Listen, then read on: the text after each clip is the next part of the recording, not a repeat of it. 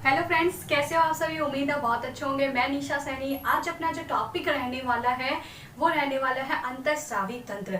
अंतःस्रावी तंत्र की बात की जाए तो एंडोक्राइन सिस्टम की बात करेंगे, जिसका पार्ट 1 मैंने आपको बताया था कि ग्लैंड्स क्या होती हैं। मैंने आपको बताया था ग्लैंड्स क्या होती है। ग्लैंड्स थ्री टाइप्स की बताई थी, अंतःस्रावी, बाह्यस्रावी और मिश्रित ग्रंथि। Endo, exo and mix. ठीक है, 3 ग्लैंड्स के बारे में बताया था। उनकी पूरी स्ट्रक्चर मैंने बहुत अच्छे से आपको बताई थी, कौन सी ग्रंथि कहाँ पाई जाती है, कौन सी ग्लैंड्स कहाँ पाई जाती है, वो सारा मैंने डिटेल से बताया था। उसके बाद में आगे अपना जो टॉपिक रहने वाला एंडोक्राइन सिस्टम रहने वाला है कि अंतःस्रावी तंत्र क्या होता है और कौन कौन सी ग्रंथियां, उन सब के बारे में पूरे डिटेल से पढ़ेंगे। तो प्लीज जिन्होंने वीडियो को सब्सक्राइब नहीं किया है चैनल को, वो चैनल को सब्सक्राइब करें, वीडियो को शेयर करें, लाइक करें। और हाँ, जो नए मेंबर को जरूर अपने साथ जोड़िएगा ताकि मेरे को उससे मोटिवेट हो। और हाँ, लाइक करना ना भूलें। ठीक है, तो चलिए बात करते हैं एंडोक्राइन सिस्टम। एंडोक्राइन सिस्टम से पहले मैं फटाफट एक बार डायग्राम बना के बता देती हूँ आपको कि कौन कौन सी ग्रंथियां कहाँ पाई जाती हैं। ठीक है, फटाफट बात कर लेते हैं। ये अपनी आंख हो गई। ठीक है, ये आंख होगी। मस्तिष्क के अंदर अपने पास 3 ग्लैंड्स पाई जाती है। कितनी? 3 ग्लैंड्स पाई जाती है। कौन कौन सी है तो ध्यान रखिएगा। हाइपोथैलेमस, जिसे मास्टर ऑफ मास्टर ग्रंथि कहते हैं। दूसरी कौन सी होती है? पीनियल ग्रंथि, जिसे जैविक घड़ी भी कहते हैं। पीनियल ग्रंथि के नीचे कौन सी होती है? पीयूष ग्रंथि। ये सारी तीनों की तीनों कहाँ पाई जाती है? ध्यान रखिएगा, मस्तिष्क में पाई जाती है। तो मस्तिष्क में 3 अंतःस्रावी या इंडोक्राइन सिस्टम, 3 इंडोक्राइन ग्लैंड्स पाई जाती है। कौन कौन सी? हाइपोथैलेमस, पीनियल और पीयूष ग्रंथि। ठीक है, ये तीनों पाई जाते हैं। इसके साथ ही ध्यान रखिएगा, गले में कितनी होती है? 2 होती है। गले में कितनी होती है? 2 होती है। कौन कौन सी होती है? एक तो आउटू होती है और एक परा आउटू होती है। ये जो बड़ी वाली है उसको क्या कहते हैं तो ध्यान रखिएगा, परा आउटू ग्रंथि। परा आउटू को मतलब क्या बोल सकते हैं? सॉरी, आउटू ग्रंथि क्या बोल सकते हैं? इसको आउटू ग्रंथि भी कह सकते हैं। इसको क्या कह सकते हैं? आउटू ग्रंथि। आउटू का बोले तो क्या? थायराइड ग्रंथि। कौन सी? थायराइड ग्रंथि, जो कहाँ पाई जाती है? गले के अंदर। और गले में थायराइड के पास में एक ग्रंथि और पाई जाती है, जिसे क्या कहते हैं? पैराथायराइड ग्रंथि।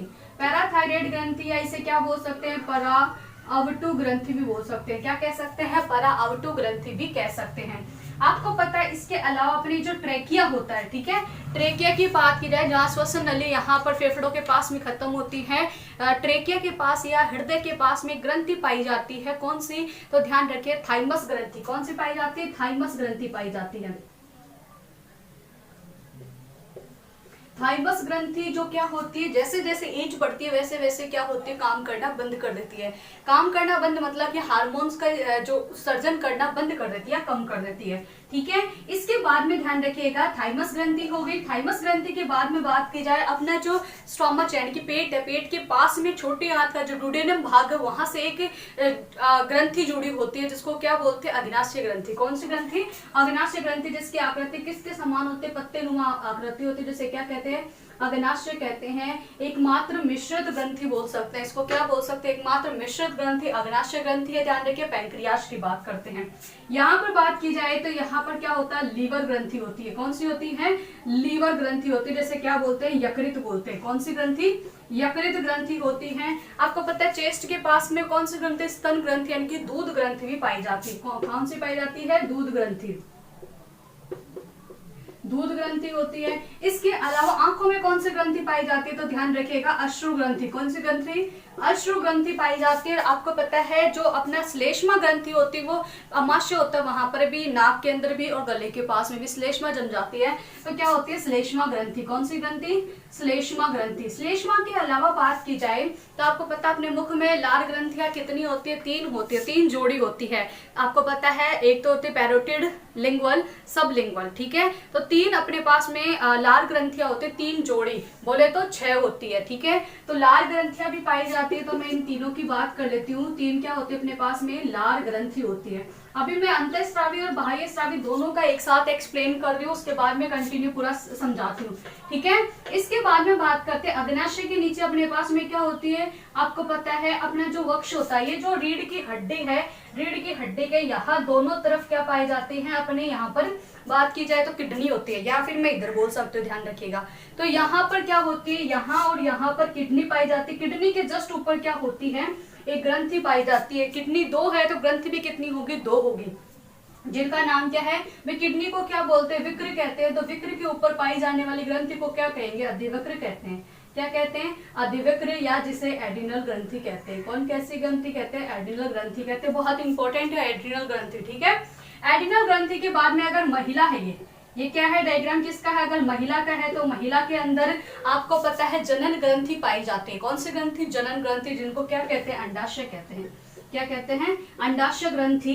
ध्यान रखिए कौन सी ग्रंथि, अंडाशय ग्रंथि। अगर ये पुरुष का है, डायग्राम किसका है, पुरुष का है, तो पुरुष में कौन सी ग्रंथि पाई जाती है, तो ध्यान रखिएगा पुरुष में पाई जाती है वृषण ग्रंथि, टेस्टिस जिसको बोलते हैं। कौन सी ग्रंथि, वृषण ग्रंथि पाई जाती है पुरुष के अंदर। तो ये होता है आपके ग्रंथियों का पूरा, मैंने ग्रंथि कौन कौन सी पाई जाती है वो सारा कुछ बताया आपको। अब यहाँ ध्यान रखिएगा, ये अश्रु ग्रंथि है, श्लेष्मा ग्रंथि है, ठीक है, लार ग्रंथि है। इसके अलावा ध्यान रखिए जठर ग्रंथि। कौन सी, जठर ग्रंथि, जो कहाँ पाई जाती है, अमाशय के अंदर पाई जाती है। जठर ग्रंथि हो गई, लार ग्रंथि हो गई, यकृत ग्रंथि हो गई, ये सारी कौन सी है, तो ध्यान रखिएगा ये बाह्य स्रावी ग्रंथि है। कौन सी है, एक्सोक्राइन ग्लैंड्स का एग्जाम्पल है। किसका, एक्सोक्राइन ग्लैंड्स का एग्जाम्पल है। बाकी जो सारी दिख रही है मस्तिष्क में, तीन दिख रही है, हाइपोथैलेमस, पीनियल और पीयूष ग्रंथि, ये कौन सी है, एंडोक्राइन ग्लैंड्स है। ध्यान रखिएगा अंतःस्रावी ग्रंथि जिसको बोलते हैं वो है। बाकी ये जो अग्नाशय ग्रंथि है वो कौन सी है, मिश्रित ग्रंथियों के अंतर्गत आती है, क्योंकि एंजाइम्स और हार्मोन्स दोनों का श्रावण करती है। तो ये डायग्राम आपको ध्यान रखना है, मैं इधर इसको रखने देती हूँ। चलिए अब समझते हैं अंतःस्रावी ग्रंथियों की बात करते हैं। तो सबसे पहले स्टडी यानी कि अध्ययन कौन से विज्ञान में करते हैं, अंतःस्रावी तंत्र का अध्ययन कौन से विज्ञान में करते हैं, तो ध्यान रखिए एंडोक्राइनोलॉजी विज्ञान में, ठीक है। किसमें करते हैं, तो ध्यान रखिएगा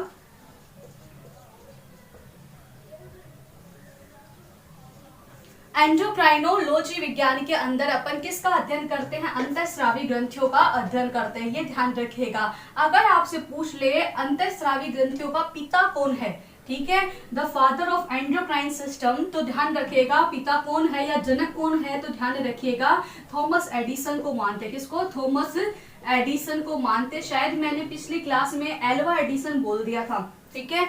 अब देखिएगा, ध्यान रखिएगा थॉमस एडिसन है। थॉमस एल्वा एडिसन तो कौन थे, जिन्होंने बल्ब का आविष्कार किया था। ध्यान रखिएगा बल्ब का आविष्कार करने वाले कौन थे, थॉमस एल्वा एडिसन थे। और ये कौन है, थॉमस एडिसन है। कौन है, थॉमस एडिसन है, ये आपको ध्यान रखना है, ठीक है। तो यहाँ पर बात करते हैं अंतःस्रावी जो ग्रंथियां हैं उनमें स्राव किसका करती है, ध्यान रखिएगा। तो ये किसका स्राव करती है, हार्मोन्स का स्रावण करती है। किसका करती है, हार्मोन का श्रावण करती है। हार्मोन क्या होते हैं अभी थोड़ी देर के अंदर मैं आपको बताती हूँ। हार्मोन का श्रावण करती है। इनमें क्या होती है, नलिकाएं नहीं होती है। नलिकाएं क्या होती है, अब्सेंट होती है, नलिका विहीन होती है, यानी इनके अंदर नलिकाएं नहीं पाई जाती है, ठीक है। डक्टलेस होती है। क्या होती है, डक्टलेस होती है, ध्यान रखिएगा अंतःस्रावी ग्रंथियां, ठीक है। अब ये अपने नलिकाएं नहीं होती है तो अपने स्त्राव को यानी कि जो हार्मोन को छोड़ेगी, ध्यान रखिए हार्मोन ऐसे नहीं बहुत ज्यादा मात्रा में, बहुत ही कम मात्रा में हार्मोनों को क्या किया जाता है, बॉडी के अंदर छोड़ा जाता है, ठीक है। अब क्वेश्चन आ जाए कितना जो हार्मोन को छोड़ती है वो कहाँ छोड़ेगी बॉडी के अंदर, तो आपको पता बॉडी में घूमने वाला पार्ट कौन सा, अपना ब्लड है। कौन है, ब्लड। तो ये अपने हार्मोन्स को कहाँ छोड़ेगी, यानी कि स्त्राव को कहाँ छोड़ती है, तो ध्यान रखिएगा रक्त के अंदर। कहाँ छोड़ती है, रक्त के अंदर। रक्त बोले तो ब्लड के अंदर छोड़ती है। क्वेश्चन सीधा आता है, अध्ययन कौन से विज्ञान में करते हैं, एंडोक्राइनोलॉजी विज्ञान में करते हैं। इसका पिता कौन है, थॉमस एडिसन है। थॉमस एल्वा एडिसन मत कर देना, वो बल्ब का आविष्कार करने वाला था, ठीक है। किसका श्रावण करती है, तो ये हार्मोन्स का श्रावण करती है। किसका, हार्मोन्स का श्रावण करती है। कैसी होती है, नलिका विहीन होती है। कैसी होती है, नलिका विहीन होती है। और अपने स्राव को कहाँ छोड़ती है, ब्लड के अंदर ही छोड़ देती है, ये ध्यान रखेगा। अब बात करते हैं ये जो हार्मोन है, हार्मोन शब्द सबसे पहले किसने दिया, तभी मैंने हार्मोन्स के बारे में बताया। तो हार्मोन जो शब्द है वो सबसे पहले किसने दिया था, तो ध्यान रखिए स्ट्रोलिंग नामक वैज्ञानिक ने दिया था। किसने दिया था, स्ट्रोलिंग नामक वैज्ञानिक ने सबसे पहले क्या दिया था, हार्मोन शब्द दिया था। अगर आपसे पूछ ले सबसे पहला खोजा गया जंतु हार्मोन कौन सा था, तो ध्यान रखिए सिक्रेटिन था। कौन सा था? सिक्रेटिन। कहाँ पाया जा रहा था? ध्यान रखिए, ग्रहणी जो है अपना, ग्रहणी का जो भाग है जिसको ड्यूडेनम बोलते हैं, इंग्लिश में क्या बोलते हैं? ड्यूडेनम, उसमें खोजा गया था। तो सीधा क्वेश्चन आता, सबसे पहले जंतु हार्मोन कौन सा खोजा गया था? तो अगर जंतु हार्मोन की अगर मैं बात करूं तो कौन सा है? ध्यान रखिएगा, उसका नाम याद रखना, सिक्रेटिन हार्मोन। कौन सा है? सिक्रेटिन। सीधा ये भी पूछ सकता है सिक्रेटिन हार्मोन कहां पर खोजा गया था? तो ध्यान रहे, ग्रहणी में। ग्रहणी बोले तो कहां पर? ड्यूडेनम में। कहां पर? ड्यूडेनम,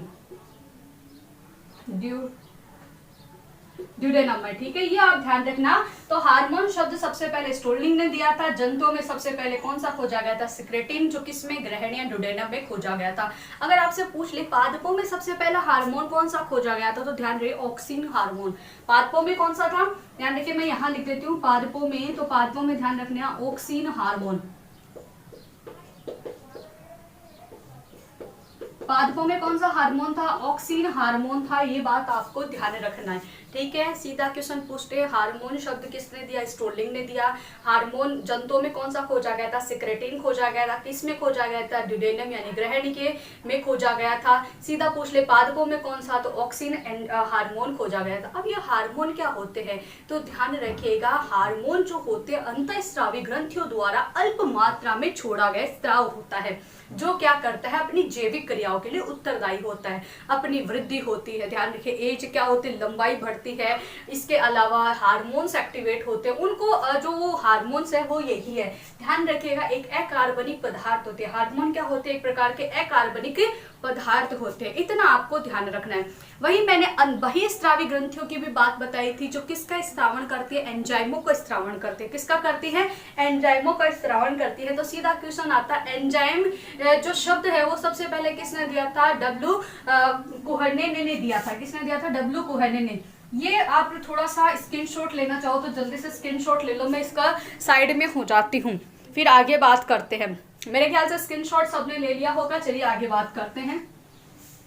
अंतःस्रावी से बाद में मैं आपको थोड़ा सा बाह्यस्रावी ग्रंथियों के बारे में भी बता देती हूँ कि बाह्यस्रावी ग्रंथियां क्या होती है, फिर अपन एक ही ग्रंथि के बारे में डिटेल से पढ़ते हैं, ठीक है।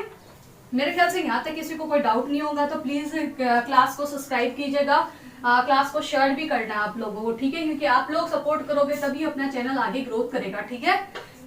तो चलिए स्टार्ट करते हैं। बाह्यस्रावी ग्रंथि कौन सी होती है?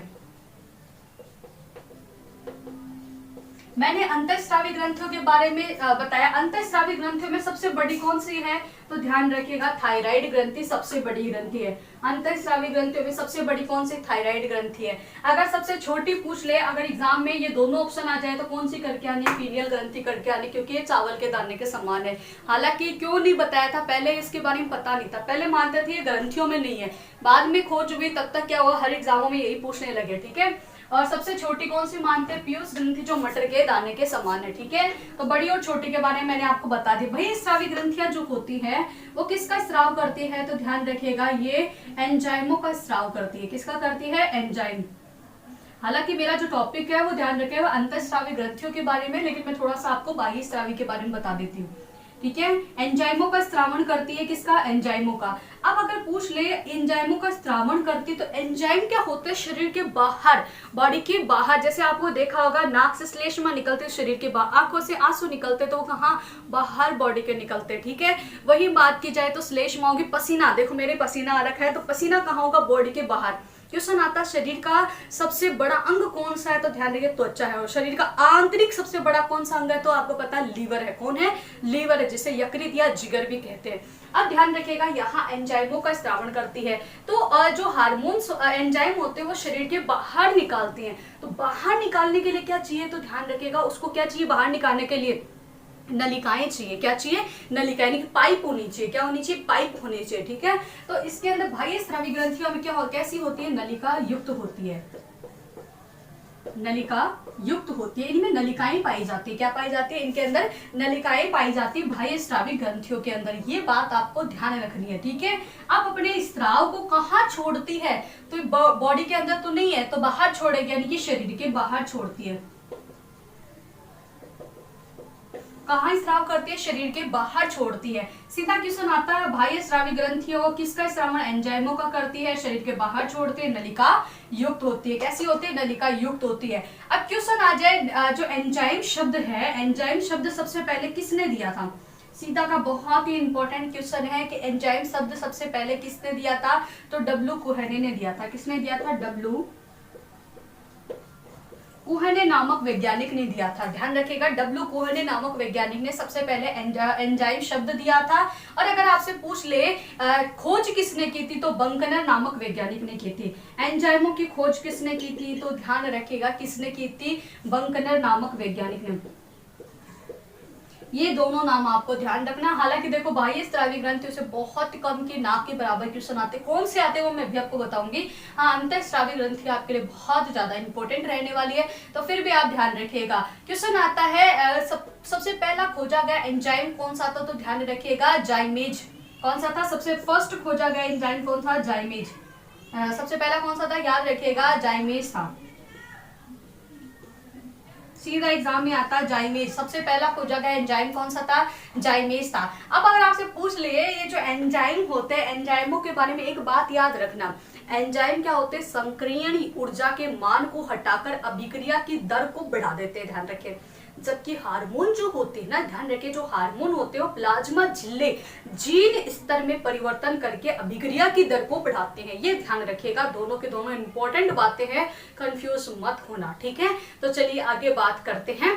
इसके बाद में बात करते हैं पसीना ग्रंथि। इसकी जो सबसे छोटी छोटी ग्रंथियां कौन कौन सी होती है? तो ध्यान रखिएगा, अगर एग्जाम्पल में बात करूं तो अपनी कौन सी हो जाएगी? लार ग्रंथि हो जाएगी, ठीक है। लाल ग्रंथि के बाद में कौन सी ग्रंथि हो जाएगी? तो ध्यान रखिएगा, आपके कौन सी हो जाएगी?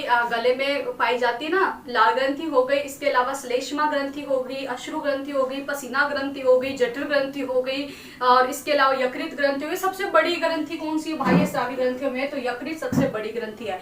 यकृत क्या है? शरीर की सबसे बड़ी बाह्य स्रावी ग्रंथि है।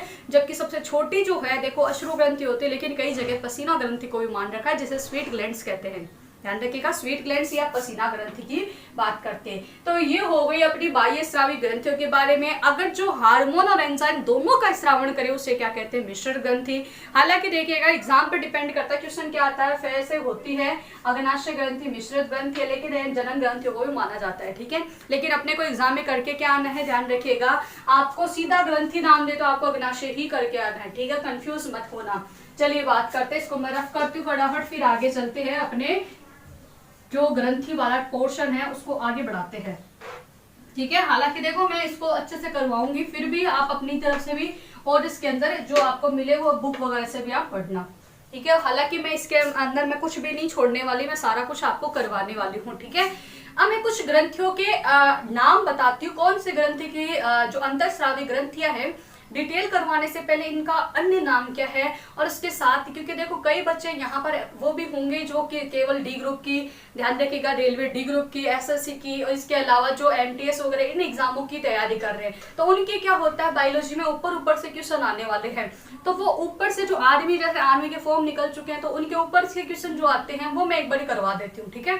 फिर डिटेल भी करवाऊंगी, टेंशन ना करिएगा, पूरा कंप्लीट करवाऊंगी। आप तो बस आपका काम एक ही है, क्लास को लाइक करना, शेयर करना, और हाँ, क्लास को हर एक बच्चे तक पहुंचाने का काम आपका, ठीक है। और जो भी नया आए स्टूडेंट, उसको क्या करवाना है? चैनल को सब्सक्राइब करवाना, इतना काम आपको करना है। बाकी पढ़ने का मेरे पे छोड़ो। और हाँ, 8 बजे वाली क्लास आपको कंटिन्यू लेनी है। 8 बजे इसके अंदर current affair plus static GK आता है, ठीक है। करंट अफेयर के टॉप वो क्वेश्चंस लेके आती हूँ मैं, ध्यान रखिए, डेली वाला नहीं करवाती मैं। जितने जो इंपॉर्टेंट चीजें हैं वो सारी के सारी टॉप 25 क्वेश्चंस लेके आती हूँ डेली, तो वो आप जरूर देखिएगा, ठीक है। तो चलते हैं आगे, बात करते हैं। तो देखिए, सबसे पहले क्वेश्चन आता है हाइपोथैलेमस जो ग्रंथि है। पहली जो ग्रंथि अपने पास में कौन सी है? ये हाइपोथैलेमस जो ग्रंथि है वो कहाँ पाई जाती है? सबसे पहला तो क्वेश्चन आता है, देखो बेसिक बता रही हूँ, डिटेल बाद में करवाऊंगे, ठीक है। पहले इतना ही पता होना चाहिए कि कौन सी ग्रंथि कहाँ पाई जाती है। ध्यान रखिए, पहली बात तो ये कि कौन सी ग्रंथि कहाँ पाई जाती है, उसको और बोलते क्या है। तो आपको पता है, सबसे पहले हाइपोथैलेमस ग्रंथि ये कहाँ पाई जाती है? मस्तिष्क में पाई जाती है। देखो ये मस्तिष्क है, तो हाइपोथैलेमस ग्रंथि कहाँ पाई जाती है? ध्यान रखिएगा, मस्तिष्क में पाई जाती है। कहाँ पाई जाती है? मस्तिष्क के अंदर पाई जाती है, ठीक है। अब बात करते हैं हाइपोथैलेमस ग्रंथि को और किस नाम से जानते हैं, अन्य नाम की बात कर लेते हैं हाइपोथैलेमस के और क्या क्या नाम है।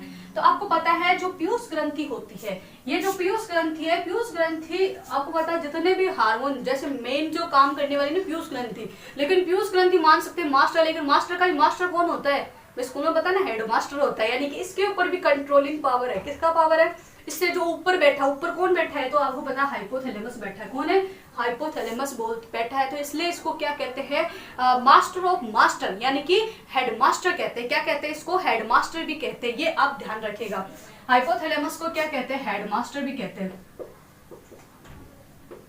हेडमास्टर ग्रंथि भी कहते हैं। क्यों कहते हैं, क्योंकि ये सब पे कंट्रोल करती है। अगर मैं आपको बोल दूं जो हाइपोथैलेमस होती है, हाइपोथैलेमस और एंडोक्राइन सिस्टम को मिक्स कर दिया जाए तो आपको पता क्या बनेगा, न्यूरो एंडोक्राइनोलॉजी बनेगा। ध्यान रखिएगा, जो ब्रेन की बात की जाए, अगर आपसे पूछे हाइपोथैलेमस जो है ना,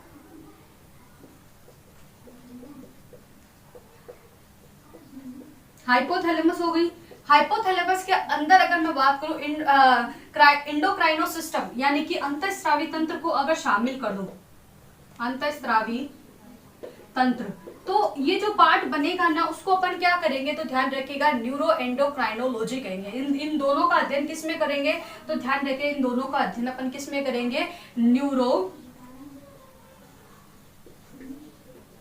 एंडोक्राइनोलॉजी में करेंगे। ध्यान रखिएगा, अगर अपन बात कर दें तो ये किस में होती है, ब्रेन के अंदर होती है। कहाँ होती है, ब्रेन के अंदर स्थित होती है, यानी कि अपने माइंड के अंदर स्थित होती है। ये आप ध्यान रखना। एंडोक्राइन सिस्टम में मेन जो इंपॉर्टेंट होता है वो एंडोक्राइन ग्लैंड्स के बारे में पढ़ना होता है और हार्मोन्स के बारे में आपको पढ़ना होता है। ये बात आप ध्यान रखिएगा हाइपोथैलेमस के बारे में। अब हाइपोथैलेमस जो ग्रंथि होती है इसे और क्या कहते हैं, तो ध्यान रखिएगा हाइपोथैलेमस को न्यूरॉन सिस्टम भी कहते हैं। इसको क्या कहते हैं, न्यूरॉन सिस्टम भी कहा जाता है। तो चलिए जल्दी से एक बार इसका स्क्रीनशॉट ले लीजिएगा, उसके बाद में अपन आगे बात करते हैं।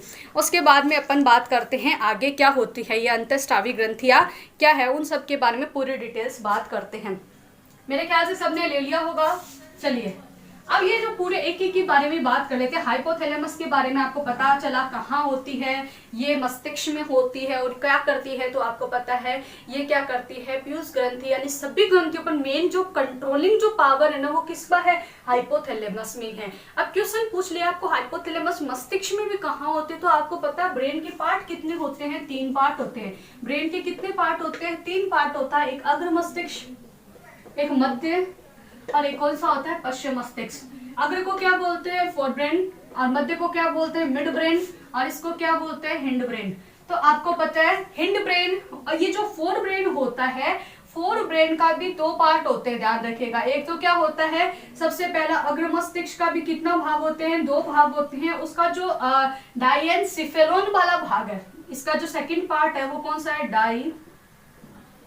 डाइएनसिफेलोन। ये जो डाइएनसिफेलोन है उसके अंदर पाई जाती है कौन भाई, आपको पता है हाइपोथैलेमस, थैलेमस और पीयूष, ये पाई जाती है। ये बात आपको ध्यान रखनी है, कहाँ पाई जाती है, हाइपोथैलेमस यहाँ पाई जाती है, ठीक है। या मैं बोल सकती हूँ हाइपोथैलेम की एक एग्जैक्ट जगह आपसे पूछ ले तो ध्यान रखिएगा यहाँ से ये जुड़ी होते हैं, इनफंडिबुलम से जुड़ी होते हैं। सीधा का सीधा पूछते किस भाग से जुड़ी होती है, इनफंडिबुलम से जुड़ी होती है, ठीक है। चलिए आगे बात करते हैं।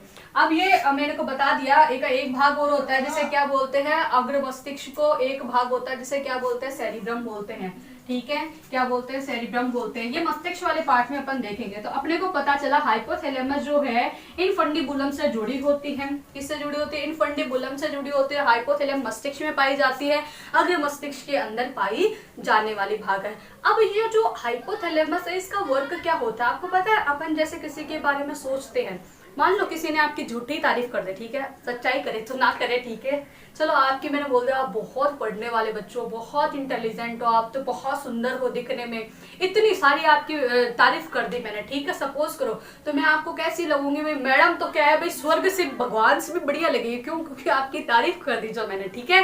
तो ध्यान रखिएगा झूठी तारीफों में कभी नहीं पढ़ना चाहिए, मेहनत करते रहिएगा, सफलता तभी मिलेगी, ठीक है।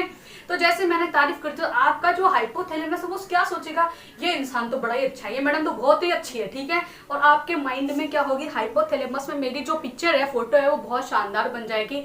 चाहे मैं आप पे चाहे आप पे गुस्सा भी करूँ तो आपको क्या होगा, मैं अच्छी लगूंगी। क्यों? क्योंकि हाइपोथैलेमस सेट कर चुका है कि ये इंसान अच्छा है, इसने मेरी तारीफ की थी और मेरे लिए बढ़िया है। इसी को अपन क्या कहते हैं, लव कह देते हैं। ध्यान रखिएगा, अगर मान लो कि मैं आपको पहले दिन ही आप क्लास में, मेरी क्लास है तो मैं आपको खूब डांट लगाती, 2-4 थप्पड़े लगाती, हालांकि मैं लगाऊंगी नहीं, देखो ठीक है, ऑनलाइन नहीं लगा सकते, ठीक है। हालांकि ऑफलाइन क्लासेस स्टार्ट होने वाली है, तो मैं आपको कैसे लगूंगी, बहुत घटिया लगूंगी कि कैसे मैडम तो बहुत खराब है। आपके माइंड में क्या, हाइपोथैलेमस में ऑटोमेटिकली क्या बन जाएगी, फीलिंग जनरेट हो जाएगी कि मैडम अच्छी नहीं है, जिसको अपन क्या बोलते हैं, हेट बोलते हैं, ठीक है।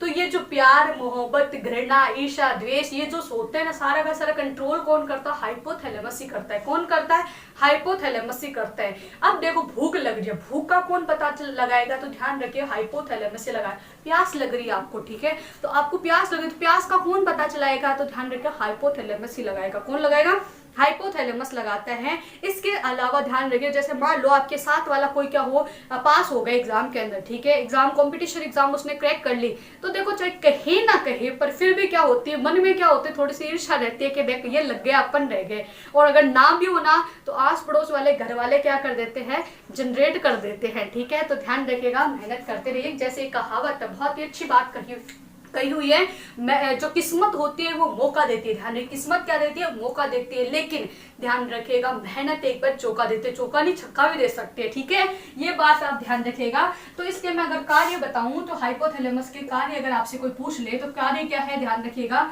सबसे पहला इंपॉर्टेंट काम जो प्यार, जिसको अपन क्या बोलते हैं, लव बोलते हैं, ठीक है। इसके अलावा नफरत, जिसको क्या बोलते हैं अपन, हेट बोलते हैं ना। बहुत ज्यादा वर्ड आजकल जो फेमस जो वर्ड है, ये 2 वर्ड ही आते हैं, I hate you, I love you, ये 2 ही वर्ड चलते हैं ना। तो प्यार, नफरत, इसके अलावा ईर्ष्या, ठीक है, घृणा, द्वेष। अब भाई ये ध्यान रखना, मात्राओं का आप थोड़ा सा ध्यान रख लेगा। इन सब पे कंट्रोल कौन करता है, हाइपोथैलेमस करता है। आपको भूख लग रही है तो ध्यान रखिएगा, भूख, प्यास,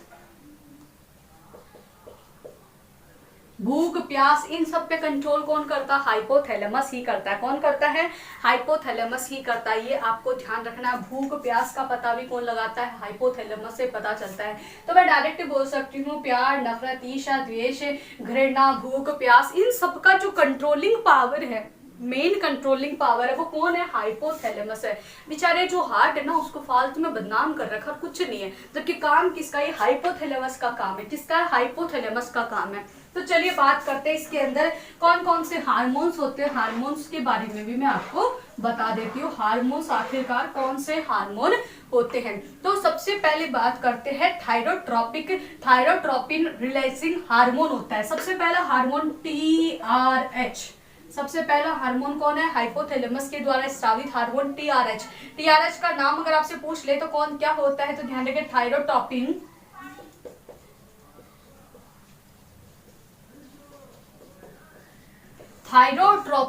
रिलीजिंग हार्मोन।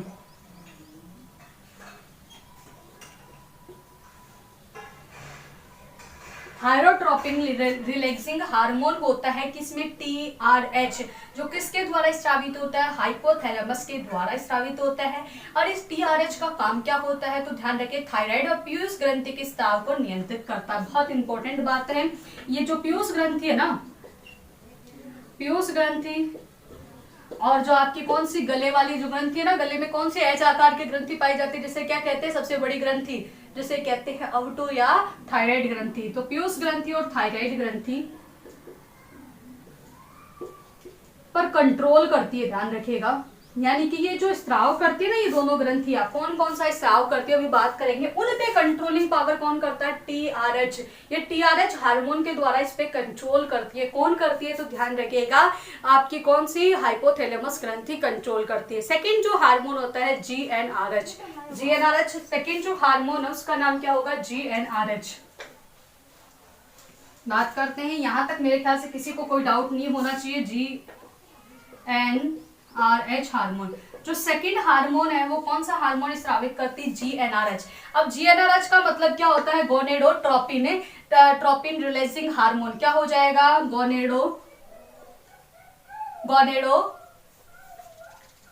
स्पेलिंग गलत लिख दे।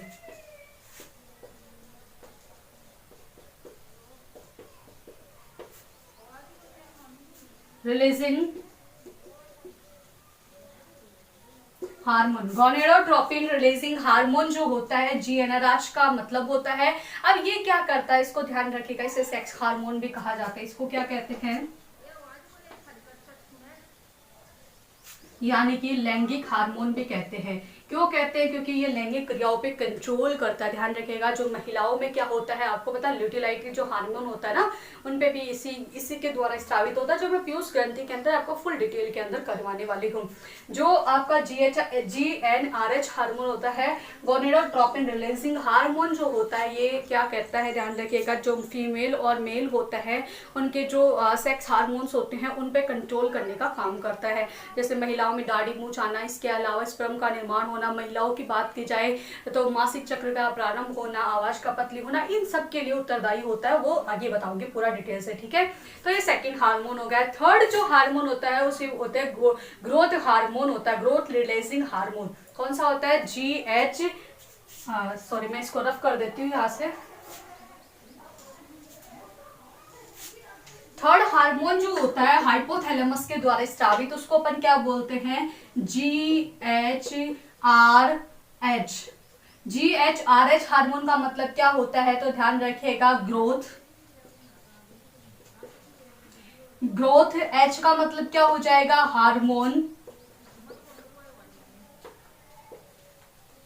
रिलीजिंग हार्मोन, ठीक है। ये होता है GHRH का काम। इसका काम क्या होता है, बॉडी की ग्रोथ के लिए उत्तरदायी होता है, ठीक है। इसके अलावा एक इंपॉर्टेंट और आता है जिसको बोलते हैं डोपामाइन हार्मोन। बहुत इंपॉर्टेंट है डोपामाइन हार्मोन, जो क्या होता है, प्रोलैक्टिन हार्मोन को कम करता है। ध्यान रखिए, प्रोलैक्टिन हार्मोन जो होता है उसको कम करता है। ध्यान रखिएगा, दूध ग्रंथि का स्राव करता है। ध्यान रखिए, स्तन जो दूध ग्रंथियां होती है ना, दूध ग्रंथियों को सक्रिय करता है, ठीक है। इसी जो आपका डोपामाइन हार्मोन है उसके कारण ही क्या होता है, प्रसव के बाद में महिला में क्या होता है, जो दूध का स्राव स्टार्ट होता है वो स्राव स्टार्ट हो जाता है। ध्यान रखिए कौन सी का, तो ध्यान रखिए डोपामाइन हार्मोन, क्योंकि प्रोलैक्टिन हार्मोन को रोकने का काम करती है और इसके साथ में ध्यान रखिए दूध ग्रंथि को सक्रिय करता है। ध्यान रखिएगा, ठीक है। और इस हार्मोन जो होता है डोपामाइन हार्मोन,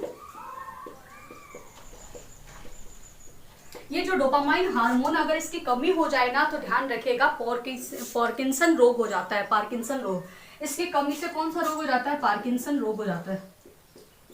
ये आप ध्यान रखिएगा। तो ये मैंने आपको पूरी कंप्लीट बताई। हाइपोथैलेमस में सबसे पहला हार्मोन कौन सा है, तो थायरोट्रोपिन रिलैक्सिंग हार्मोन, जो क्या करता है, पीयूष ग्रंथि और थायराइड ग्रंथि के स्राव को कंट्रोल करता है। सेकंड मैंने बताया जीएनआरएच हार्मोन, जिसको क्या बोलते हैं, गोनेडोट्रोपिन रिलैक्सिंग हार्मोन, जो क्या करता है, सेक्स हार्मोन भी कहते हैं, जो महिला और पुरुष में क्या करते हैं, जो सेक्स जो हार्मोन्स होते हैं उन पे कंट्रोल करता है। थर्ड मैंने बताया आपको GHRH, जो ग्रोथ हार्मोन होता है वो होता है। इसके बाद में मैंने डोपामाइन बताया। डोपामाइन का काम क्या होता है आपको पता है, ये जो प्रोलैक्टिन हार्मोन है उसको रोकने का काम करता है। ध्यान रखिए, स्तन ग्रंथि जो होती है, ध्यान रखिए स्तन ग्रंथि में दूध स्राव को सक्रिय करता है। इसके साथ में इसकी कमी हो जाए तो पार्किंसन रोग हो जाता है। इसके अलावा एक और होता है CRH, ध्यान रखिए क्रोटोट्रोपिन रिलीजिंग हार्मोन भी होता है। तो इस प्रकार से आपकी जो हाइपोथैलेमस ग्रंथि है वो कंप्लीट होती है।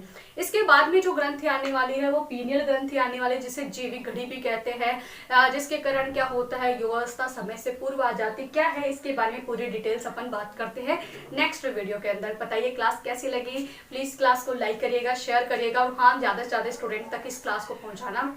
Thank you, have a nice day.